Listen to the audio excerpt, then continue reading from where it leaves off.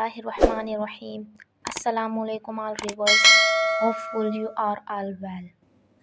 In this video, we will learn 9th class chapter number 1 Introduction of Biology. Biology का तारुफ पढ़ेंगे इस chapter में.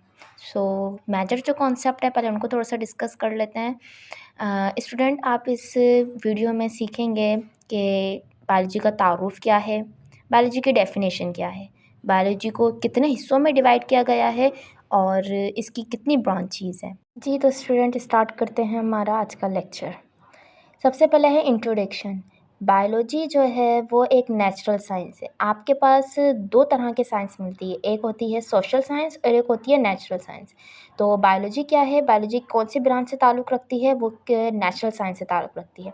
बायोलॉजी में आप लिविंग बींग्स के बारे में पढ़ते हो. ठीक है, तो बायोलॉजी की क्या डेफिनेशन है. बायोलॉजी जो है वो एक ग्रीक लैंग्वेज का वर्ड है बायोस. ठीक है, तो ग्रीक लैंग्वेज का जो वर्ड है वो दो हिस्सों में डिवाइड है, एक है बायोस और एक है लोगोस. ठीक है, बायोस की मीनिंग है लिव एंड लोगोस की मीनिंग है थॉटफुल, रीजनिंग और टू स्टडी भी है.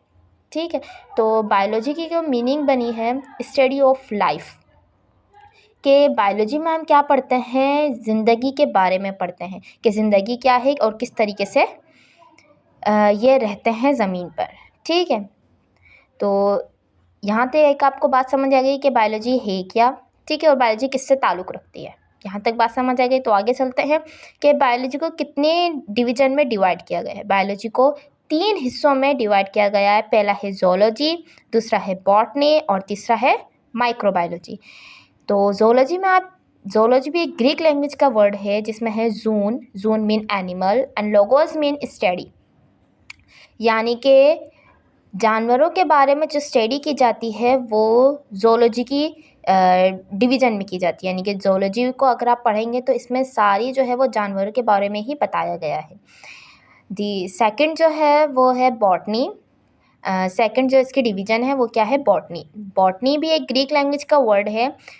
ठीक है, और बॉटन ग्रीक लैंग्वेज का वर्ड है. ठीक है, जिसकी मीनिंग है प्लांट. तो इट मीन्स आप इसके अंदर पढ़ोगे, बॉटनी में आप पढ़ते हैं प्लांट्स के बारे में. ठीक है, प्लांट्स की जो स्टडी की जाती है वो बॉटनी की डिवीज़न में ही की जाती है. ठीक है, बायोलॉजी को हमने 3 हिस्सों में डिवाइड किया गया. अगर आपको ज़ूलॉजी की जो है स्टडी करनी है, यानी कि जानवरों के बारे में स्टडी करनी है, तो आप ज़ूलॉजी वाली डिवीज़न को पढ़ोगे. ठीक है, और अगर आपको प्लांट्स के बारे में ज़्यादा स्टडी करनी है तो आप बॉटनी वाली डिवीज़न को पढ़ोगे. उसके बाद है माइक्रोबायोलॉजी. माइक्रो से वर्ड से ही ज़ाहिर है, माइक्रो मीन छोटे. ठीक है, और बायोलॉजी यानी कि छोटे जानदार वाले जो माइक्रोस्कोप से नज़र आने वाले हैं, आप इसमें वो पढ़ते हो. ठीक है, अगर आपको माइक्रोस्कोप की मदद से जो जानवर देखे जाते हैं, यानी कि जो बहुत ही छोटे होते हैं, उनके बारे में आपको स्टडी करनी है, तो आप जो है माइक्रोबायोलॉजी को पढ़ते हो. ठीक है जी, तो स्टूडेंट हम आपको इसके लेक्चर के साथ साथ आपको नोट्स भी प्रोवाइड करते जाएंगे ताकि आप लोग के लिए ये ज़्यादा से ज़्यादा हेल्पफुल वीडियो रहे.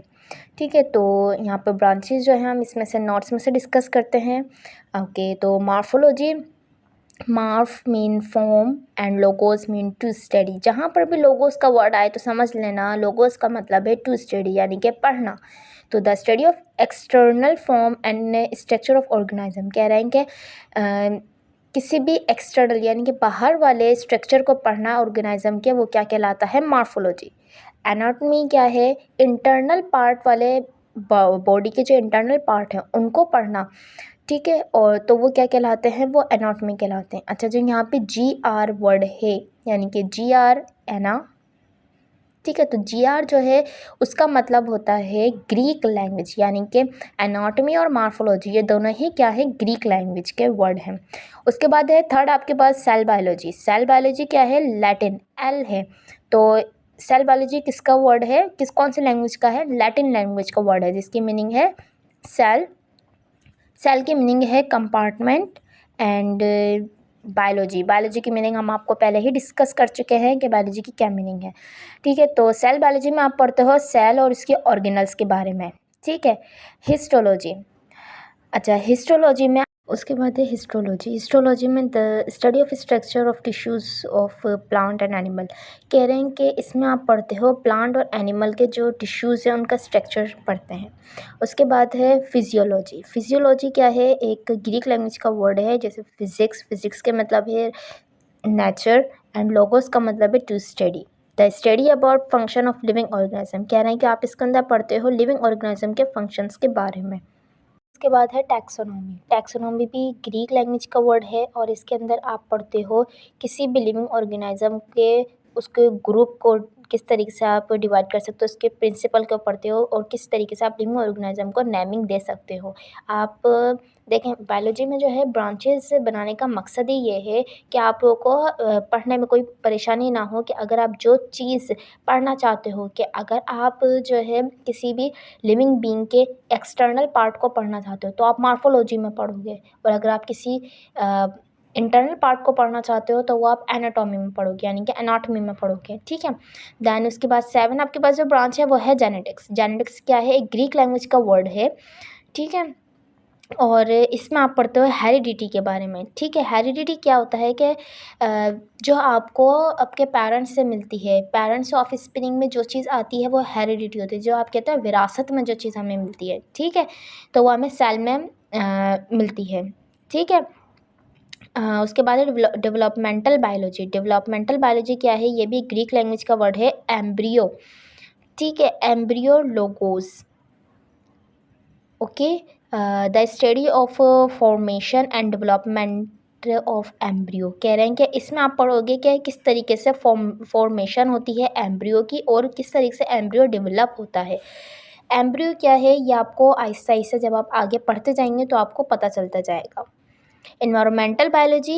एनवायरमेंटल बायोलॉजी क्या है, the study of relationship between living organism and non living factors of environment and their effects on each other. कह रहे हैं कि इसमें आप पढ़ते हो रिलेशनशिप पढ़ते हो किसका, लिविंग ऑर्गेनिज्म का और नॉन लिविंग ऑर्गेनिज्म का। कह रहे हैं कि लिविंग ऑर्गेनिज्म जो जानदार होते हैं उनका रिलेशन पढ़ते हो किसी भी गैर जानदार वाली चीज़ों के साथ, ठीक है। प्लांटोलॉजी। प्लांटोलॉजी भी एक ग्रीक लैंग्वेज का वर्ड है और इसके अंदर आप पढ़ते हैं the study of remote past organic life with the help of fossils. कह रहे हैं कि आप इसके अंदर पढ़ते हो ऑर्गेनिक पार्ट्स के बारे में पढ़ते हैं, ठीक है, और फॉसिल्स की हेल्प से, उनकी मदद से। Biotechnology, the study about techniques for multimetional of a gene to bring the changes in structure and location of gene to achieve described characters, it's called a biotechnology, ठीक है। बायोटेक्नोलॉजी देखिए नाम से ही जाहिर है कि इसके अंदर हम बायोलॉजी की ही टेक्निक्स के बारे में पढ़ेंगे। अब वो क्या टेक्निक्स हैं कि जीन को किस तरीके से एक्टिव किया जाता है, ठीक है, जीन किस तरीके से मल्टी हो सकता है, ठीक है। उस एंड लास्ट में है molecular biology, the study of organic molecules which constitute cell and its organelle. कह रहे हैं कि इसमें आप पढ़ते हैं ऑर्गेनिक मॉलिक्यूल्स के बारे में जो सेल और उसके ऑर्गेनल पे कॉन्स्टिट्यूट करती है। उम्मीद करती हूँ कि आपको ये वीडियो आपके लिए हेल्पफुल हुई होगी। Thank you for watching.